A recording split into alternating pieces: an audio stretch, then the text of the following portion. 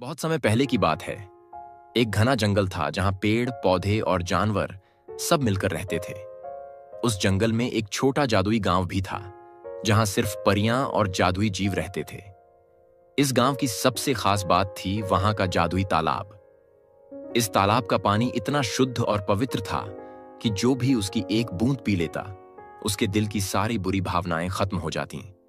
जंगल के किनारे एक शेर रहता था, जिसका नाम सिंह था।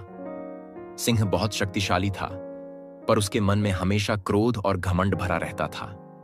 उसे हमेशा लगता था कि वह सबसे अधिक ताकतवर है और इस कारण वह दूसरों का अपमान करता था। एक दिन शेर की मुलाकात जंगल के एक बूढ़े हाथी से हुई।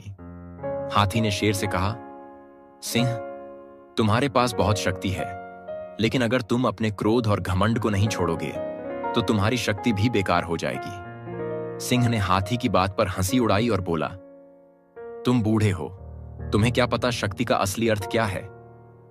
कुछ दिनों बाद शेर ने एक सुंदर मोर को देखा जो जादुई गांव से आया था।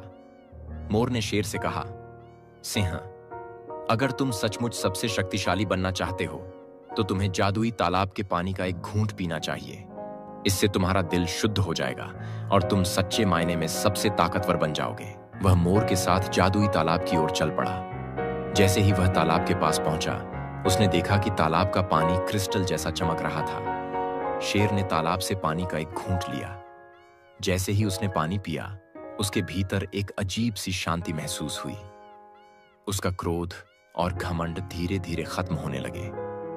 शेर ने महसूस किया कि असली शक्ति दूसरों के प्रति करुणा और प्रेम में है, न कि क्रोध और घमंड में। वह समझ गया कि हाथी और मोर दोनों सही थे। उस दिन से शेर ने अपने जंगल के सभी प्राणियों से प्रेम और सम्मान के साथ व्यवहार करना शुरू कर दिया। इस तरह शेर ने सीखा कि असली ताकत दिल की पवित्रता और दूसरों के साथ करुणा में होती है। जादुई तालाब ने न सिर्फ शेर को बदला, बल्कि पूरे जंगल को प्रेम और शांति से भर दिया। इस कहानी से हमें यह सीख मिलती है कि असली ताकत बाहरी शक्ति में नहीं, बल्कि भीतर की शुद्धता और दूसरों के प्रति करुणा में होती है।